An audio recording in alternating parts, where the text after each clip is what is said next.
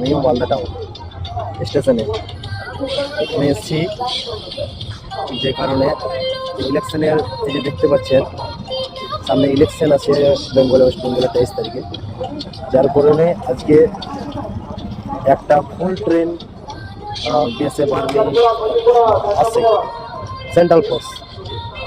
তো মালদা টাউন স্টেশনে আমরা এখন এসে দাঁড়িয়ে আছি। কিছুক্ষণের মধ্যেই ট্রেন এখানে দাঁড়াবে মালদা টাউন স্টেশনে।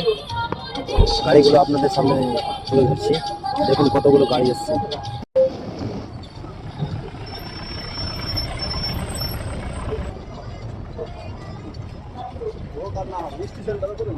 হ্যাঁ, স্টেশন করেছে।